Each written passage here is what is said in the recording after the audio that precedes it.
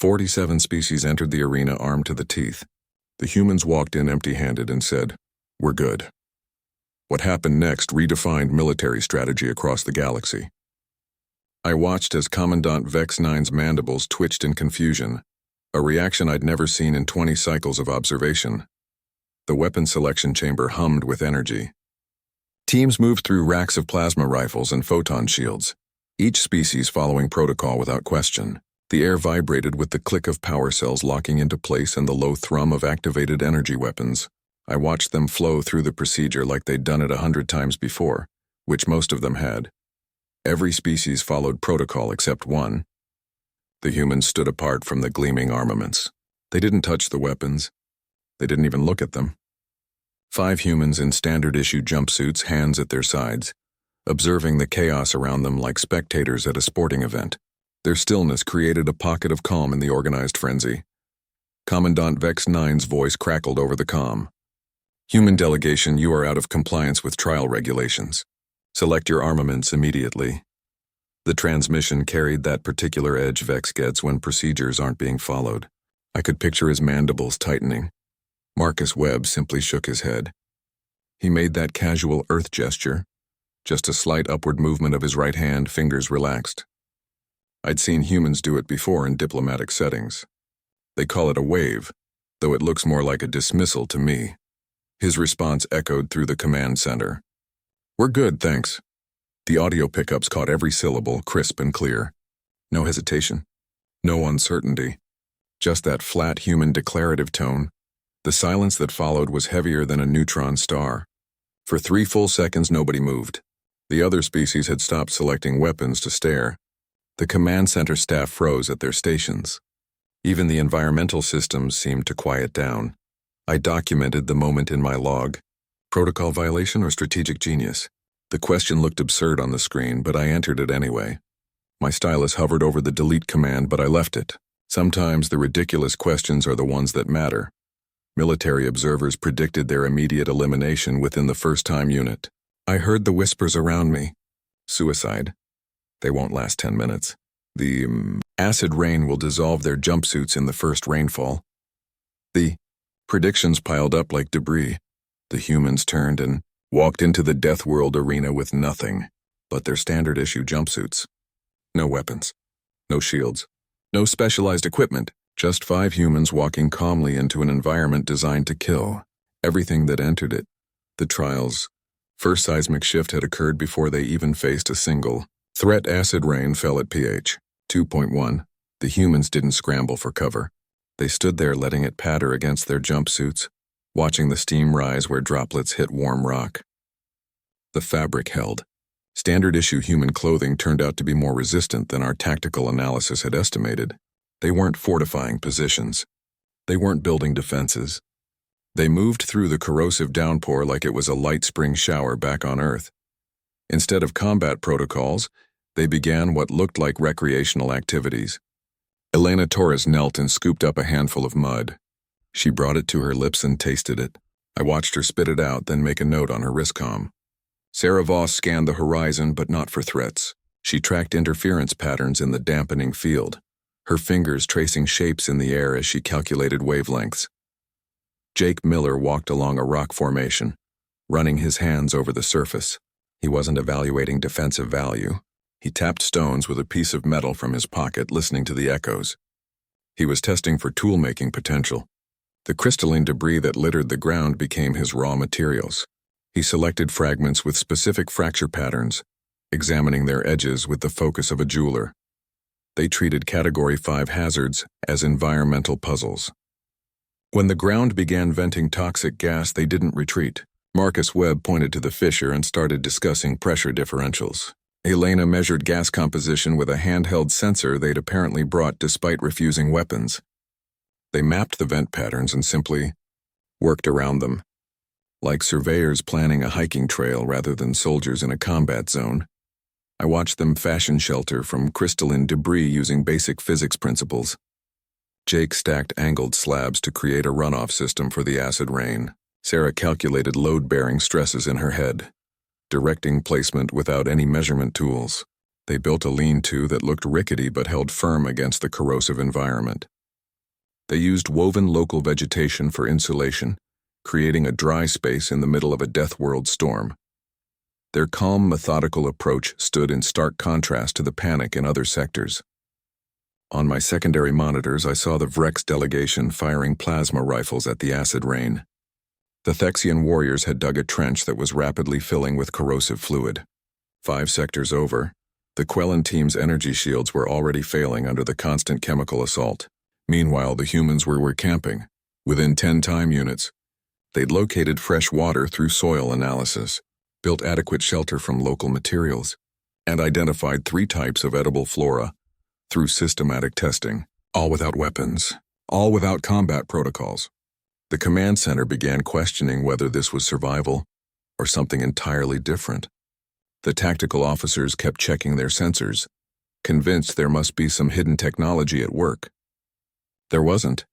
Just 5 humans treating a death world like a challenging camping trip. The 12-foot predator emerged from the acid mist, its claws scraping against volcanic rock. The sound echoed through the command center speakers. Each scrape sounded like stone grinding against stone. The creature's hide was the color of dried blood, and its 6 eyes glowed with that particular amber light that means nothing good for anything standing in front of it. Sensors detected the xerophage's approach long before the humans could have known. Command anticipated their first combat test. We had the creature's stats on screen: mass, velocity, aggression index. The tactical team started placing bets on how long the humans would last. The over-under was 30 seconds. I didn't take any bets. I'd stopped trusting predictions where humans were concerned. Instead of reaching for weapons, Marcus Webb walked toward the creature. He didn't run, didn't crouch into a defensive stance, just walked. His hands remained at his sides, palms open. The command center went quiet. Someone's hydration bulb clattered to the floor. Nobody moved to pick it up. He sat 5 feet from it, maintaining eye contact without aggression. Not staring, not challenging, just looking. The xerophage lowered its head, that massive skull with teeth designed to crush armored plating. It made a sound deep in its throat that usually precedes evisceration. Marcus didn't flinch. Elena Torres observed its dentition and posture from where she stood. She called it a very large, very confused forest deer. Her voice came through the audio feed, calm and clinical, like she was giving a nature lecture back on Earth. She noted the wear patterns on its teeth, the way it favored its left forelimb. She was diagnosing it, not preparing to fight it. Marcus offered a ration bar. "This stuff tastes like cardboard, but it's nutritionally complete." He held out the sealed package. His hand didn't shake. The xerophage's head tilted. Those amber eyes focused on the offering. For a moment, I thought it would take the hand instead. The xerophage sniffed the offering, then accepted it with surprising delicacy. It used the very tips of its teeth to take the package. Didn't tear it. Didn't crush it. Just took it like a gift. The creature made a different sound then, softer, almost questioning. It ate the ration bar, wrapper, and all. The predator's aggression shifted to curiosity, then to something resembling companionship. It didn't leave. It settled down near Marcus, that massive body folding onto the volcanic rock. It made a low rumbling noise that our translators flagged as contentment. The human reached out and scratched behind one of its ear-like appendages. The creature leaned into the touch. The command center's threat assessment algorithms required immediate recalibration. Warning lights flashed across 3 different stations. The system couldn't process what it was seeing. A Category 4 predator had just been tamed, befriended. The tactical officers stared at their screens like the data had personally betrayed them. The xerophage was now lying beside the human camp, watching the acid rain fall like a domesticated animal. Our entire understanding of interspecies interaction needed to be rewritten. Electromagnetic dampening should have made cross-sector communication impossible. The field was specifically calibrated to block all known transmission methods. It created a perfect informational blackout between trial sectors. That was the entire point, to test individual survival capabilities without interspecies cooperation. The system had never failed in 47 previous trials. I watched the status monitors show 12 red sectors, each completely isolated from the others. Solid, unwavering red, no exceptions. Sarah Voss assembled components from their environmental sensors and personal equipment. She didn't have communication gear. Nobody did. She took the atmospheric sampler, the thermal scanner from her jumpsuit's emergency kit, and the power cell from Jake's illumination device. She even used the metal frame from Tommy's broken chronometer. These were civilian tools, not military technology. She arranged them on a flat rock like someone setting up a picnic. Federation technology was designed to prevent exactly this kind of improvisation. The dampening field accounted for 19 different potential bypass methods. Our engineers had run simulations for 6 lunar cycles. They'd plugged every conceivable loophole. The system could detect and neutralize unauthorized signal attempts before they achieved coherence. I watched Sarah work, expecting the field to disrupt her efforts at any moment. It didn't. She created a device that bypassed dampening by using the planet's own magnetic field as a carrier wave. Instead of fighting the interference, she used it. The concept was so simple it felt like cheating.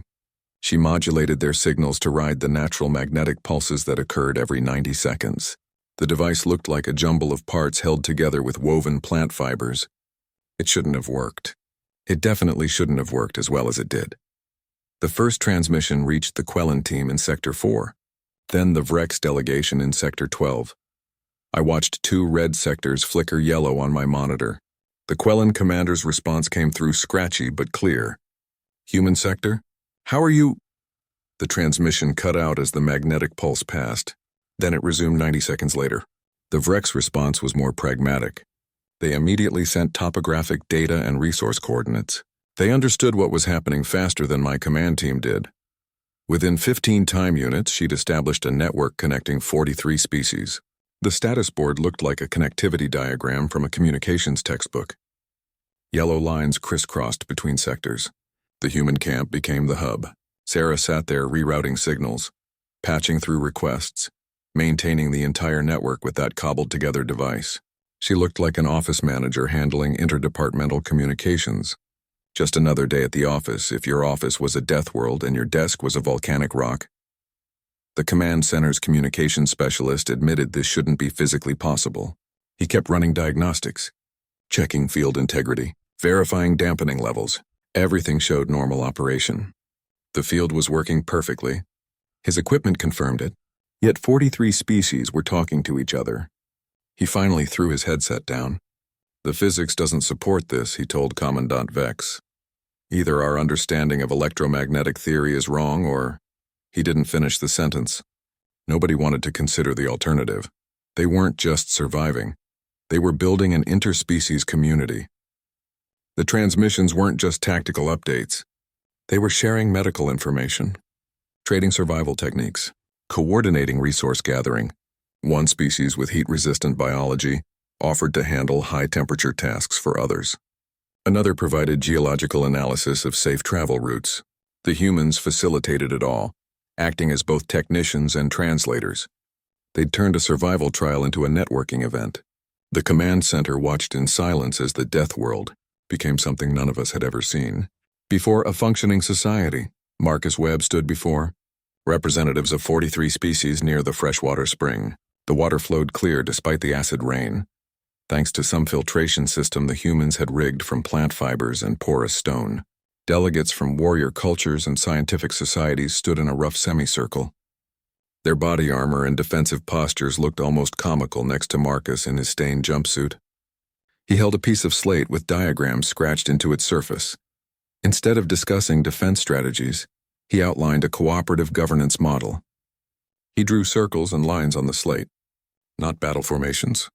Organizational charts.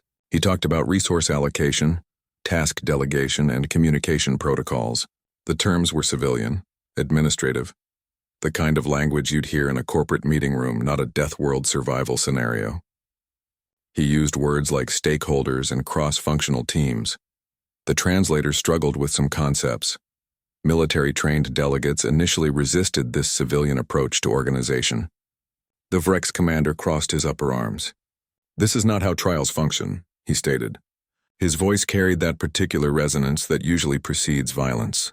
The Thexian security chief gestured toward the perimeter. "We should be establishing defensive perimeters, not committees."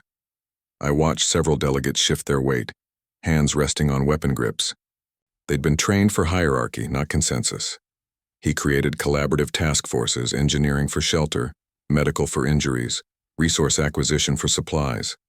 The engineering group included species with construction expertise and those with material science knowledge.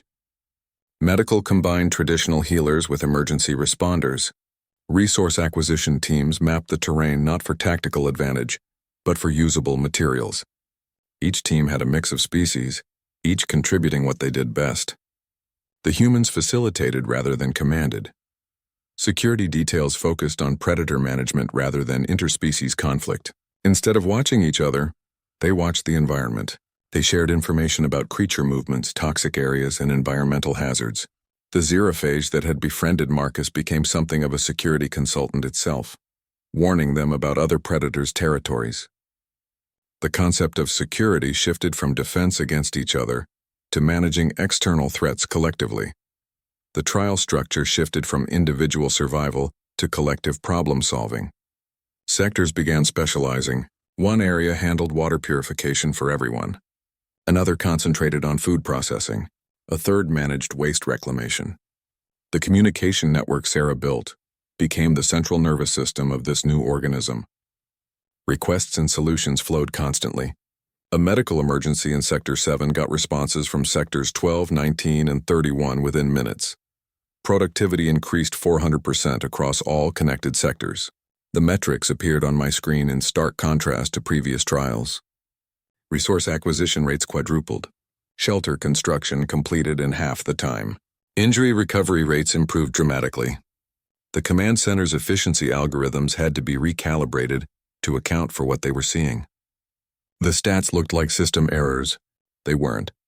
The Federation's observation team had no protocol for evaluating peaceful cooperation as a military advantage. Our assessment rubrics measured combat effectiveness, tactical innovation, individual survival duration. We had categories for weapons proficiency and defensive strategy. We had nothing for collaborative governance models or interspecies task forces. The evaluation officers sat staring at their screens, scrolling through drop-down menus that contained no applicable metrics. They finally created a new category labeled Non-Standard Organizational Efficiency and set the value at maximum. It still didn't capture what was happening. The entire scoring system was becoming irrelevant. The xerophage that accepted Marcus's ration bar became their first converted predator. It didn't leave after eating. It stayed near the human camp, that massive body curled beside their makeshift shelter. The creature watched them work with those amber eyes, occasionally making that low rumbling sound our translators now identified as curiosity rather than aggression. Marcus named it Barry, I'm not sure why. The name doesn't translate. Instead of eliminating threats, the humans studied behavioral patterns and needs. Elena Torres spent hours observing Barry's movements, noting when it seemed restless or content. She tracked its eating habits, its sleeping patterns, even its reactions to weather changes. She wasn't studying it to defeat it. She was learning how to live with it. The others followed her lead.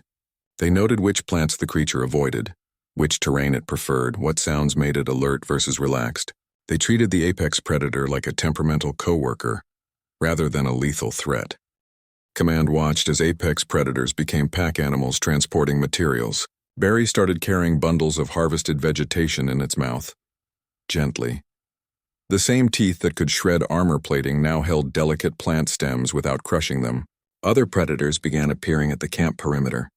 A six-legged scrabbler that usually eviscerates anything that moves began dragging fallen crystalline debris to the construction site. An airborne sting creature that typically injects neurotoxins started assisting with aerial surveys. The humans had created a workforce from creatures we classified as kill-on-site hazards. Thexian warriors received comfort from creatures previously classified as lethal threats. I watched a battle-hardened Thexian commander, someone who'd fought in 12 campaigns, sitting with Barry's head in his lap.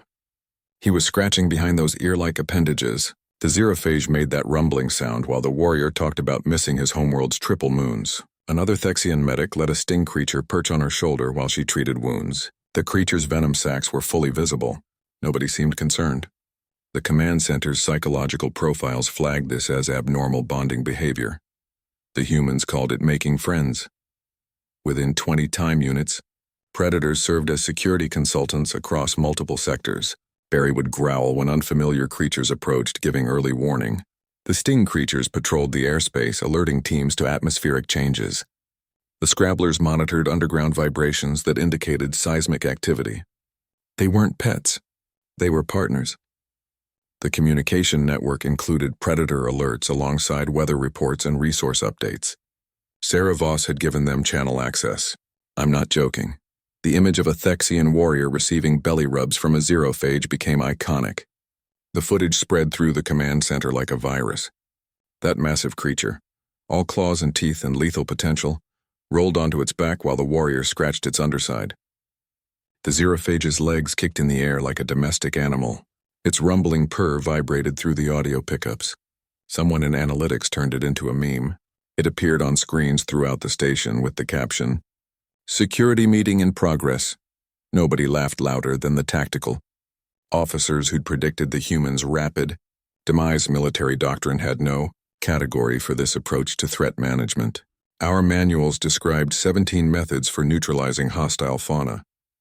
They included plasma incineration, sonic disruption, chemical deterrence, and 7 varieties of traps. None of the sections mentioned offering snack foods or scratching preferred itch spots. The threat assessment team had to create a new classification category. They called it non-standard threat integration and set the success rate at 98%. The remaining 2% accounted for creatures that simply preferred to be left alone rather than participate in interspecies cooperation. Even they stopped being actively hostile. The entire concept of threat was undergoing revision in real time, and the revision was being written by a species that brought ration bars to a death world. Administrator Thex Prime finally demanded answers about their military training. The transmission came through on the command channel, bypassing 3 levels of protocol. His voice carried that particular resonance that makes junior officers stand straighter. He wanted the human team's service records, their tactical backgrounds, their special forces designations. The request wasn't unusual. When someone outperforms expectations this dramatically, we always check their credentials. Usually we find decades of specialized combat experience, enhanced genetic modifications, cybernetic enhancements, something to explain the inexplicable. The command center assumed they were Earth's special forces or strategic geniuses. The tactical analysis team had theories. Maybe they were part of some black operations unit so secret even Earth's government didn't acknowledge them. Perhaps they were genetically engineered super soldiers with enhanced cognitive abilities. The psychological profile team suggested they might be a new type of combat empath, trained to manipulate both allies and enemies through emotional connection. We had files full of speculative profiles, all wrong. Marcus Webb's response stunned the entire observation deck. Thex Prime's inquiry went through the communication channel Sarah had established. We expected evasion, classified information responses, maybe even a coded acknowledgement of special status. Instead, Marcus looked directly into the visual pickup. His expression was calm, almost amused. He didn't stand at attention, didn't use formal address protocols, just answered like someone responding to a casual question at a social gathering. "I'm a middle school science teacher from Denver, Colorado," he stated calmly. The words hung in the air. The translation software verified the accuracy twice. Denver, Colorado. Middle school. Science teacher. The terms were all in our databases, but the combination made no sense. A teacher, not a soldier, not a strategist. An educator who taught children about photosynthesis and the periodic table. The command center monitors showed 43 species listening through the network. Nobody spoke. Sarah Voss was an office manager. She handled scheduling and supply ordering for a manufacturing plant. Jake Miller worked as a maintenance supervisor at a recycling facility. Elena Torres served as a paramedic in an urban emergency response unit. Tommy Chang ran wilderness survival courses for corporate team-building retreats. Their backgrounds flashed across our screens as the verification team pulled the data. Ordinary professions. Civilian jobs. The kind of work people do without body armor or weapon training. These were ordinary civilians using everyday skills in an extraordinary situation. The science teacher organized collaborative learning. The office manager managed communications and logistics. The maintenance supervisor kept equipment functioning. The paramedic handled medical crises. The survival instructor navigated hostile environments. They weren't employing advanced military tactics. They were doing their jobs, just in a context nobody had considered before. The Federation's definition of military expertise required immediate revision. Our entire evaluation system assumed that combat effectiveness came from weapons proficiency and tactical training. We measured reaction times in combat scenarios. We tested accuracy with energy weapons. We evaluated defensive positioning and assault strategies. We had no metrics for teaching ability, no categories for administrative efficiency, no way to score empathetic communication or collaborative problem solving. The observation team sat staring at the revised personnel files. The most effective team in trial history consisted of people whose professional experience involved teaching teenagers, ordering office supplies, fixing machinery, treating injuries, and leading hiking trips. The tactical assessment manuals would need to be rewritten from the first page. When a Thexian warrior suffered acid burns, Elena Torres didn't reach for advanced medkits. The Thexian's carapace was steaming where the corrosive rain had eaten through his armor. The chemical reaction was generating heat. You could see the damage spreading. Standard procedure called for immediate application of neutralizing gel, followed by cellular regeneration treatment. The medkits contained both. Elena didn't even open the kit. She used knowledge of Earth-based emergency medicine and local resources. She called for water. Not the sterilized medical-grade solution in the kit. Regular water from the spring they'd found. She had 2 other Thexians hold their comrade while she poured it over the wounds. The water diluted the acid, stopping the chemical reaction. Simple. Basic. The kind of thing they teach emergency responders in their first week of training. Federation medical technology was superior in every measurable way. Our equipment could analyze tissue damage at the molecular level. Our treatments could regenerate lost biomass in hours. Our medications could neutralize virtually any toxin. The medkit beside her contained solutions that could have handled this injury with minimal scarring. She left it sealed. She created poultices from native flora and structured treatment based on field triage principles. She sent Jake Miller to collect specific plants she'd identified during their initial survey. He brought back leaves with waxy surfaces and roots with pulpy interiors. Elena mashed them together with water, creating a thick paste. She applied it directly to the burns. The Thexian warrior flinched initially, then relaxed as the pain visibly diminished. She wrapped the area with clean fabric from their supply cache. Her patient recovery rate exceeded the Federation's advanced medical units. The burns stopped spreading immediately. The inflammation reduced within 2 time units. By the next day, new carapace growth was visible at the edges of the wounds. Our medical sensors confirmed the regeneration was occurring faster than with our advanced treatments. The poultice wasn't just neutralizing the damage, it was accelerating healing beyond our technological capabilities. The command center's medical team ran the numbers 3 times. The results kept coming back the same. The command center's medical officers began taking notes on primitive Earth techniques. I watched them on the monitor.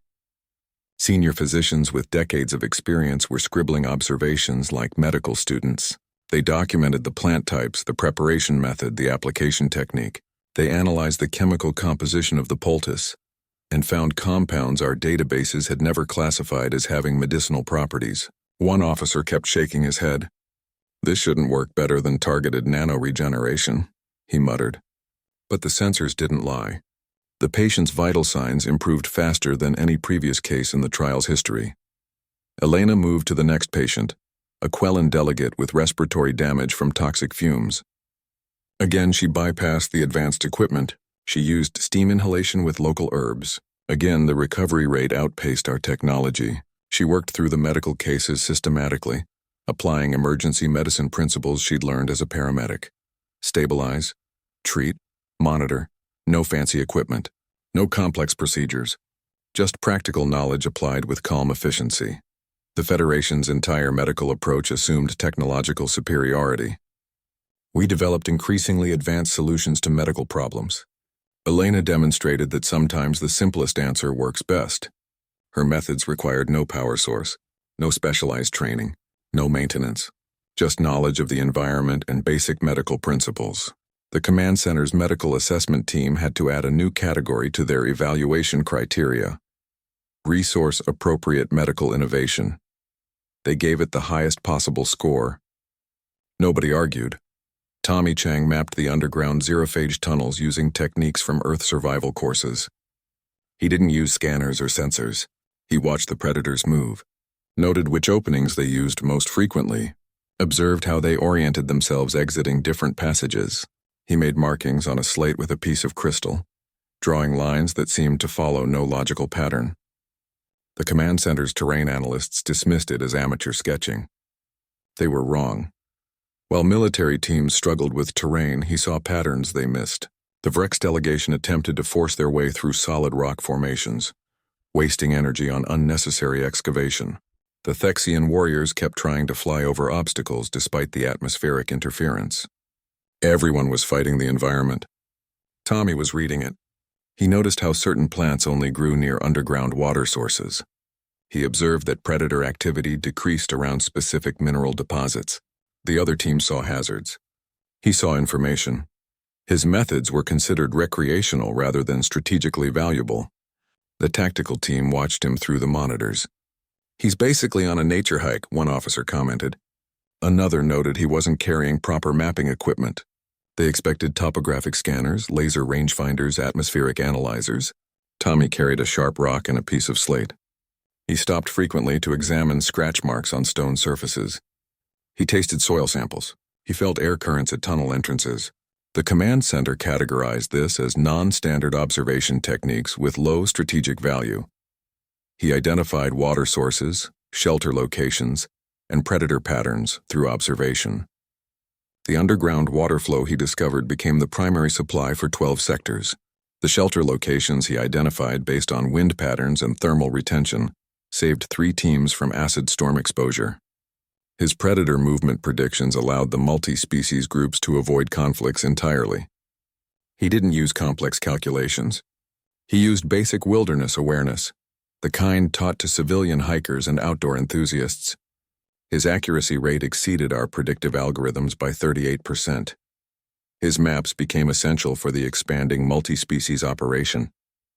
Sarah Voss distributed copies through her communication network. Teams started using them for navigation, resource location, and safety planning. The hand-drawn charts showed tunnels, water sources, safe zones, and hazard areas. They included notes about seasonal changes in predator behavior and weather pattern effects on terrain stability. Military teams initially resisted using them. Then they started getting better results. The resistance faded quickly after that. The Federation's topographic analysis systems were less accurate than his hand-drawn charts. Our satellites provided high-resolution imagery. Our ground-penetrating sensors mapped subsurface structures. Our computers generated 3-dimensional models with precise measurements. None of it captured the practical realities of moving through that environment. The systems missed seasonal water flow changes. They couldn't predict predator migration patterns. They didn't account for how weather affected tunnel stability. Tommy's maps did. The command center's terrain analysis team had to manually correct their digital maps using his hand-drawn charts as reference. The head of topographic services submitted a formal complaint about the degradation of mapping standards. His superior told him to use whatever worked. What began as survival became a full-scale logistics operation. The human camp transformed into a distribution hub. Resources moved in constant streams between sectors. Water containers from the spring. Medicinal plants from the foraging teams. Repaired equipment from the maintenance station. It looked less like a survival scenario and more like a busy commercial port. The humans didn't just share resources. They systematized the sharing. Resources flowed between sectors based on need rather than military priority. Sarah Voss maintained a constantly updated database using her improvised comm system. When the Quellen team needed additional shelter materials, the request went out. The Vrex delegation had surplus food supplies. The humans matched them. No forms, no approval chains, no strategic assessments. Just direct need-based allocation. The system worked faster than any military supply chain I'd ever seen. This contradicted every Federation doctrine about resource allocation in combat zones. Our protocols required threat assessment before resource distribution. High-value assets went to positions of strategic importance. Essential supplies were prioritized for combat-effective units. The humans ignored all of it. They sent medical supplies to injured non-combatants. They allocated building materials to teams with construction expertise rather than defensive positions. The command center's logistics officers kept flagging these decisions as tactical errors. The errors kept producing better results than correct procedure.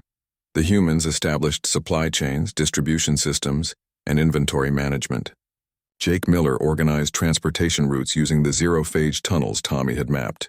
The Predators became willing carriers moving goods between sectors with surprising efficiency.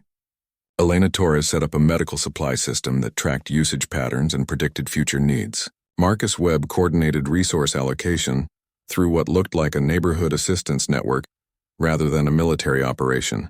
They applied basic project management principles to a death world scenario. Efficiency increased to levels the Federation's military academies couldn't achieve. Productivity metrics soared across all connected sectors. Resource utilization improved by factors we hadn't thought possible. Waste decreased to near zero. The command center's efficiency algorithms couldn't process the numbers. They showed optimization levels that theoretically shouldn't exist. The tactical team kept checking for data errors. There weren't any. The humans had created the most efficient resource distribution system ever documented in trial history, using nothing but cooperation and common sense. They proved logistics could be more powerful than weaponry. The teams with the best weapons were struggling. The teams with the best supply networks were thriving. The human sector became the anchor point for the entire trial. 43 species relied on their distribution system. The communication network Sarah built became the central nervous system of this new organism. Requests and solutions flowed constantly. A medical emergency in one sector got responses from 3 others within minutes. Resource shortages were addressed before they became critical. The humans demonstrated that keeping everyone supplied and connected was more effective than having the best weapons. The trial was no longer about survival. It was about building something that worked better than what we'd designed. The trial's psychological impact shifted from fear to camaraderie. I watched the change happen in real time across my monitor array. Teams that had entered as rivals started sharing food. Warriors from opposing factions sat together during rest periods. The constant tension that usually characterizes survival scenarios simply evaporated. It wasn't just cooperation. It was genuine connection forming between species that had been strangers days earlier. Instead of stress-induced combat readiness, the humans fostered cooperative morale. They didn't push for heightened alert status or defensive posturing. Marcus Webb would walk through the camp checking on individuals, not positions.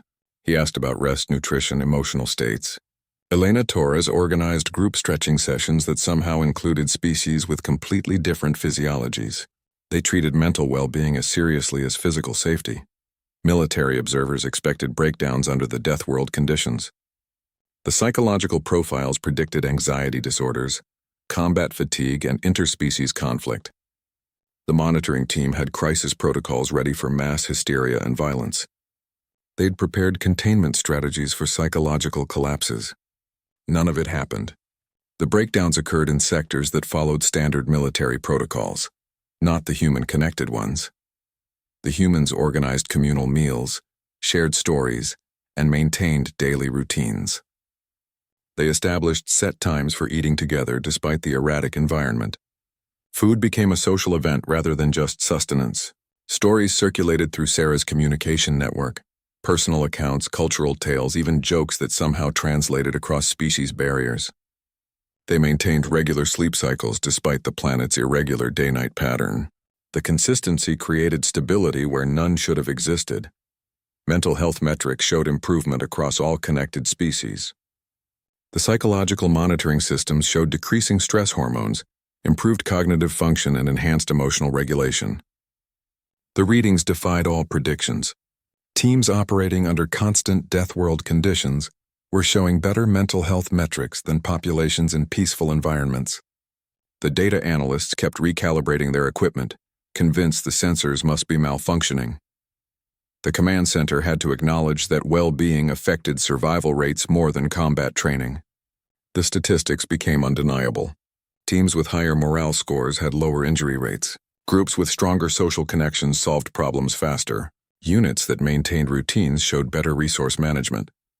The psychological factors we'd always considered secondary were proving to be primary determinants of success. The tactical assessment team had to rewrite their evaluation criteria. During the trial, I watched a Thexian warrior, teaching a Vrex delegate how to play a human game involving small stones and line patterns in the dirt. The Vrex's claws, designed for combat, carefully moved pebbles between squares. The Thexian made that rumbling sound that indicates amusement. Nearby, a group of Quellan medics were learning human folk songs from Elena. The sounds shouldn't have harmonized across species, but somehow they did. The humans had turned a death world into something approaching a community center. The constant underlying fear that characterizes extreme survival situations was simply gone, replaced by something we didn't have a name for. The psychological profiles in the command center shifted from monitoring stress indicators to studying whatever this new phenomenon was. Our understanding of group dynamics in high-pressure environments was being rewritten in real time, and the authors were a science teacher, an office manager, a maintenance supervisor, a paramedic, and a survival instructor.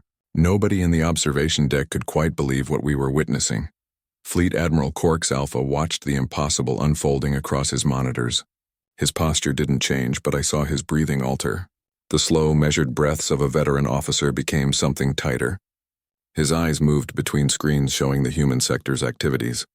The organized chaos of cooperation, the resource distribution, the predator management, the communication network. He'd been watching for 6 time units without speaking. That's never a good sign. Every assumption about military readiness was being contradicted in real time. The tactical displays showed efficiency metrics that defied doctrine. Resource utilization rates that shouldn't be possible. Combat effectiveness scores that were irrelevant because nobody was fighting. The Admiral's staff kept bringing him reports. He'd glance at them, then back at the screens. The papers piled up on his console, unread. The evidence was right there in front of him, living and breathing on the monitors. The trial designed to test combat effectiveness was demonstrating its irrelevance. We had teams with the best weapons losing ground, teams with the worst survival scores thriving under human guidance. The evaluation algorithms kept flagging successes that didn't fit any recognized category. The system was designed to measure violence efficiency. It couldn't process peaceful productivity. The Admiral watched a zero-phage carrying medical supplies between sectors. He watched Thexian warriors sharing food with Vrex delegates. He watched 43 species working together like they'd been doing it for cycles. He ordered a cease to all activities and initiated a full data consolidation. The command came through on all channels at once. No warning. No gradual shutdown. Just full stop. The monitors flickered as systems halted. The communication network Sarah built went silent. The resource distribution froze. Even the predators seemed to sense the change. They stopped moving and looked toward the sky. The sudden quiet felt heavier than the previous chaos. Everyone in the command center looked at the Admiral. Nobody questioned the order. The Federation's most advanced military academy was learning from civilians. The data consolidation team pulled every bite of information from the trial. They compiled the human team's methods, their decision processes, their communication patterns. The analysis showed office management techniques outperforming tactical protocols, maintenance procedures beating engineering standards, wilderness survival skills surpassing topographic analysis. The Academy's instructors stood watching the data flow, their expressions shifting from skepticism to something like awe. They started taking notes, actual physical notes on data slates. Their entire concept of defense required redefinition. The Admiral sat through the briefing without interrupting. The analysts showed him the numbers, the efficiency rates, the collaboration metrics, the psychological improvements. They explained how weaponless cooperation had achieved what armed conflict couldn't, how empathy proved more effective than aggression, how logistics defeated threats that weapons couldn't touch. The Admiral didn't speak until the end. Then he said one sentence that changed everything. We built the perfect system for the wrong problem. The tactical team looked at each other. The evaluation protocols were scrapped that same shift. New criteria were being written before the data consolidation even finished. The definitions of strength, readiness, and defense were being rewritten by a group of civilians who treated a Death World trial like a community project. Marcus Webb taught first aid to Thexian warriors using middle school science teacher methods. He didn't stand at attention or use command voice. He sat on a rock with a piece of slate, drawing diagrams of circulatory systems and wound treatment procedures. The Thexians towered over him, their combat armor looking absurd in this classroom setting. They watched his drawings with those multi-lensed eyes, their weapon arms hanging loosely at their sides. The scene looked less like military training and more like an outdoor science lesson. Instead of issuing commands, he explained principles and encouraged questions. He described how blood clotting works instead of just demonstrating pressure techniques. He explained why certain plants had antiseptic properties rather than simply listing which ones to use. When a Thexian warrior asked about treating acid burns on chitinous surfaces, Marcus didn't give a direct answer. He explained the chemical reaction involved and let the warrior deduce the treatment approach. The learning became collaborative rather than instructive. Military hierarchy clashed with educational methodology. The Thexian commander initially stood apart, his posture rigid. He kept trying to interrupt with procedural objections. "We should be practicing combat drills," he stated. Marcus nodded and said, "First understand the body, then understand the battle." The commander's mandibles tightened, but he didn't leave. He stayed and watched. Other warriors started sitting on the ground around Marcus, their massive bodies folding into unaccustomed positions. The formal military structure was dissolving into something more organic. Knowledge transfer occurred faster through teaching than through orders. The Thexians weren't just memorizing procedures, they were understanding systems. When a training accident occurred an hour later, they didn't wait for instructions. They assessed the injury, discussed treatment options, and implemented a solution based on principles rather than rote memory. Their response time was 30% faster than standard military medical protocols. The command center's training specialists couldn't believe the speed of skill acquisition. They kept reviewing the footage, looking for some trick or hidden technology. There wasn't any. The Federation's training protocols were less effective than a science teacher's lesson plans. Our military instruction relied on repetition and obedience. Marcus's approach used curiosity and understanding. Our trainees could perform procedures perfectly under ideal conditions. His students could adapt to unexpected situations because they understood why things worked.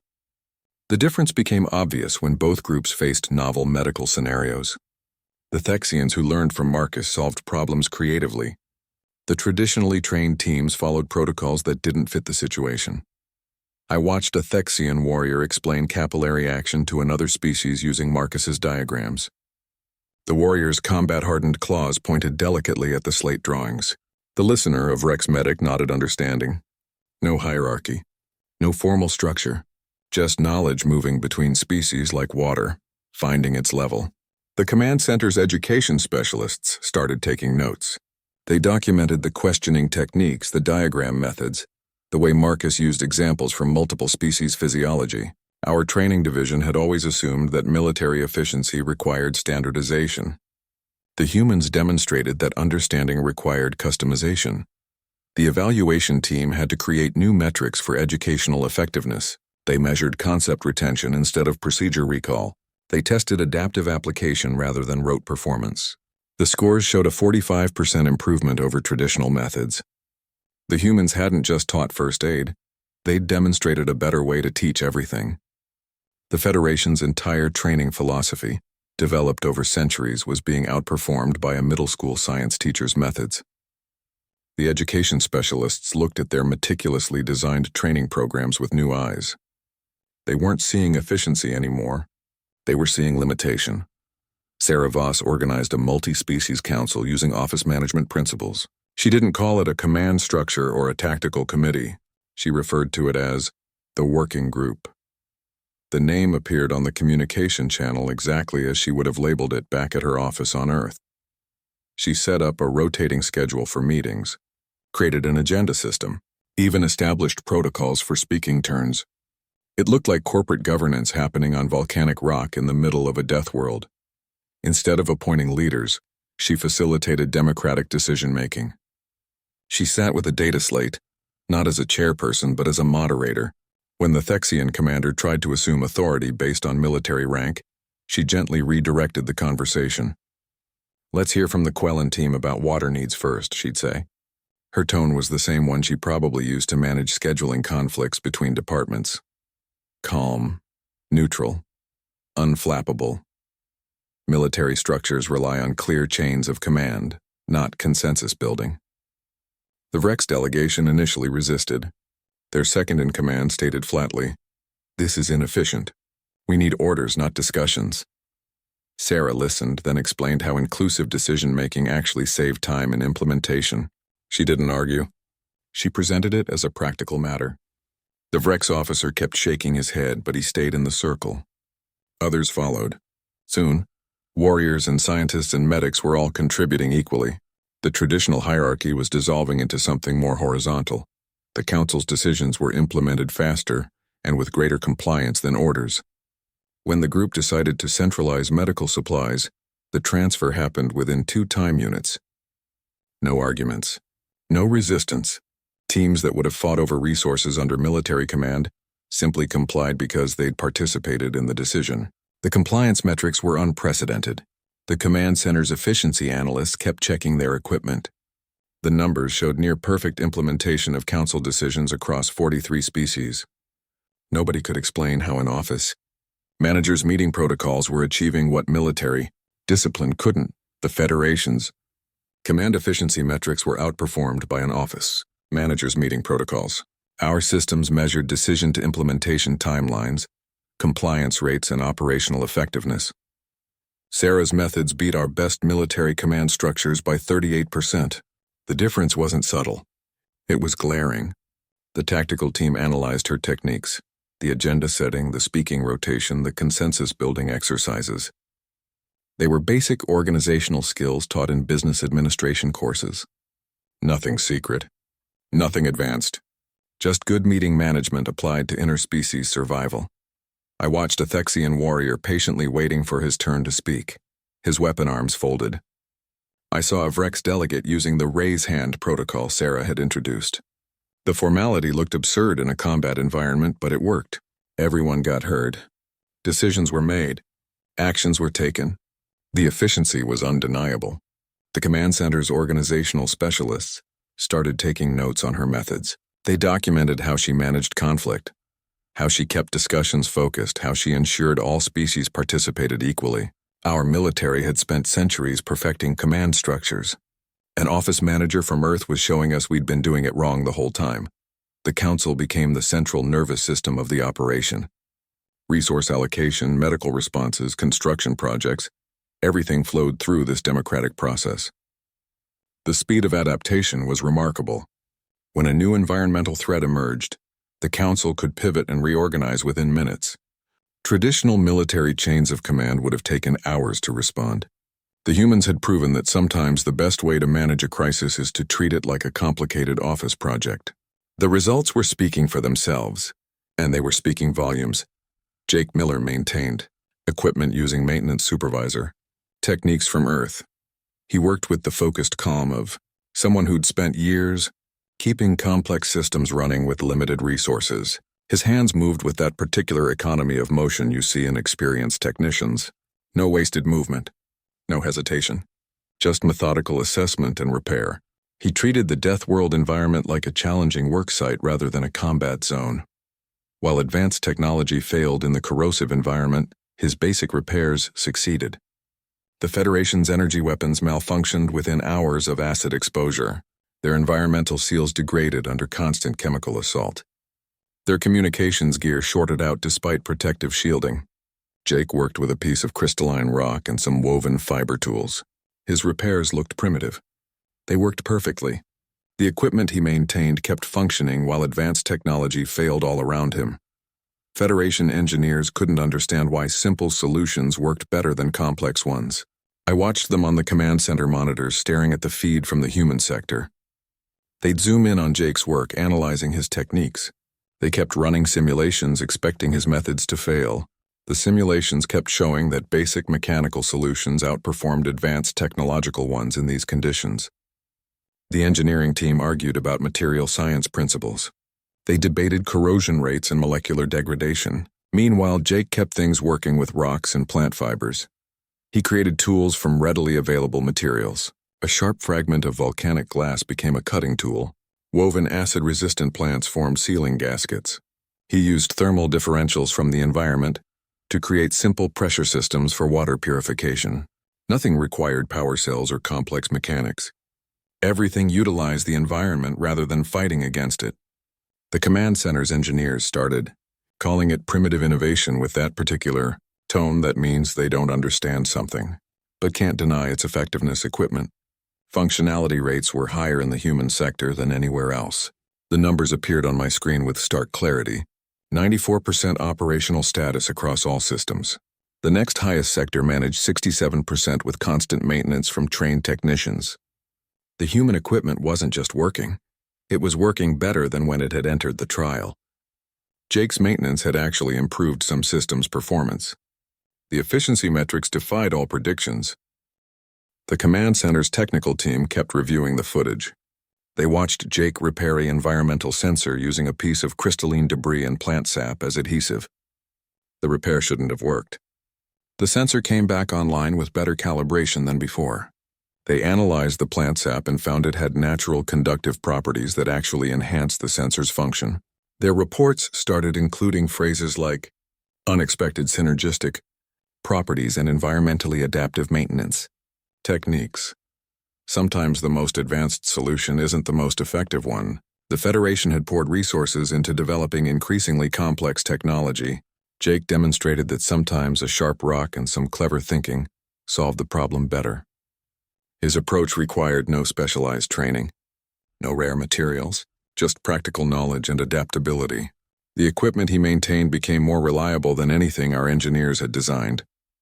The maintenance logs showed fewer failures, longer service life, and better performance under stress. The technical assessment team had to create new evaluation criteria.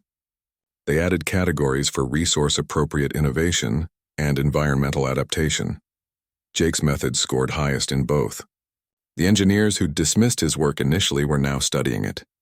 They were taking notes on rock selection for tools, documenting plant properties for different applications, analyzing his repair techniques for potential incorporation into standard procedures.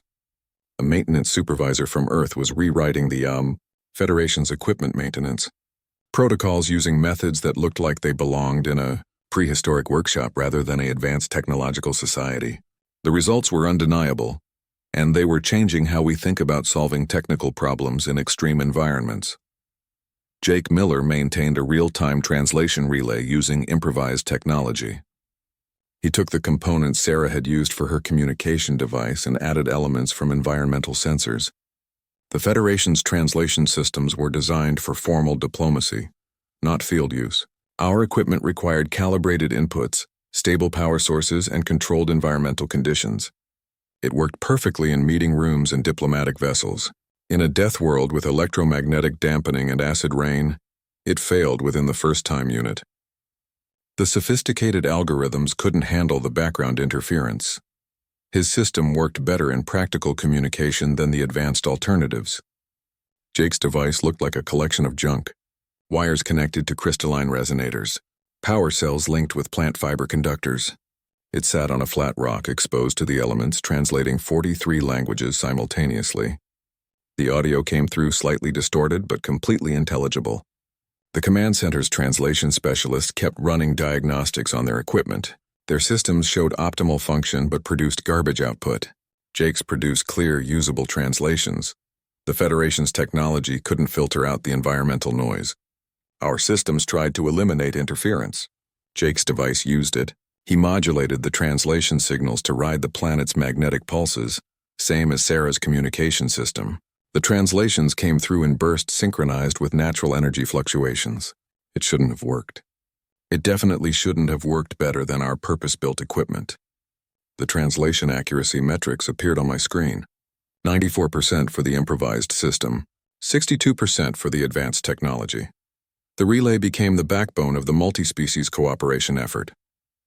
Medical consultations flowed through it. Resource coordination depended on it. Even the Democratic Council used it for their meetings. The translations weren't perfect, but they were functional. Species with completely different thought patterns could understand each other well enough to work together. The command center's linguistics team started studying the error patterns. They discovered the imperfections actually improved comprehension by forcing simpler, clearer communication. Sometimes practical effectiveness matters more than technological sophistication. Our translation systems could handle complex diplomatic nuance and cultural context. They failed in a practical survival situation. Jake's device handled basic communication perfectly. It translated need, urgency, and cooperation. It didn't bother with formal address protocols or honorifics. It just made sure everyone understood the essentials. The Federation's equipment tried to be perfect. His equipment tried to be useful. Useful one. I watched a Thexian warrior explain emergency wound care to a Quellan medic through the relay. The translation skipped some anatomical terms but conveyed the procedure clearly. The medic nodded, understanding, and implemented the treatment correctly. Our system would have provided perfect technical translations but failed completely due to environmental interference. Jake's provided imperfect but functional translations that saved lives. The command center's communication specialists had to acknowledge that sometimes good enough is better than perfect. The linguistic analysis team created a new evaluation category called Practical Translation Efficiency. Jake's method scored highest. Our advanced technology scored lowest. The specialists started recommending design changes based on his approach. They suggested building systems that prioritized functionality over precision in field conditions. A maintenance supervisor had shown them that communication isn't about perfect translation. It's about understanding enough to get the job done. The Federation's entire approach to interspecies communication needed rethinking, and the blueprint came from a man who fixed machinery for a living. Administrator Thex Prime delivered the final evaluation to the Galactic Council. The chamber was silent except for the hum of the projection systems. Representatives from hundreds of species watched the data stream across the main display. The numbers told a story nobody had anticipated. Success rates, cooperation metrics, efficiency percentages, all far beyond any previous trial. Thex stood before them, his mandibles motionless. He'd reviewed the data for 6 cycles straight. Nobody had ever seen him pause this long before a council address. The trial designed to be impossible to solve had been solved unconventionally. Every parameter had been set to maximum difficulty. The environmental conditions, the resource scarcity, the interspecies tensions all calibrated to create failure. The council expected to see teams succumbing to the challenges. They expected to document the limits of military capability. Instead, they'd witnessed the limits of their own imagination. The humans hadn't just survived. They'd transformed the entire experiment. Military leaders struggled to accept that civilian approaches outperformed warrior training. I watched the High Command delegation during Thex's presentation. Their postures were rigid. Their decorative armor seemed suddenly absurd in the face of the data. They kept checking their personal displays as if the numbers might change. One admiral actually stood up, his carapace clicking in protest. "These metrics cannot reflect actual combat readiness," he stated. Thex didn't argue. He simply advanced to the next data panel. The numbers grew even more compelling. Resolution came not through debate but through undeniable evidence. Thex displayed side-by-side comparisons. Traditional military teams versus the human-guided collective. The differences weren't marginal. They were catastrophic for established doctrine. Resource utilization, casualty rates, problem-solving speed. Every metric showed the same pattern. The military approach achieved limited success through intense effort. The human approach achieved exponential success through cooperation. The admiral sat down slowly. His armor made a soft scraping sound against the bench. "These humans didn't fail the trial," Thex stated. "They solved it." The words hung in the chamber air.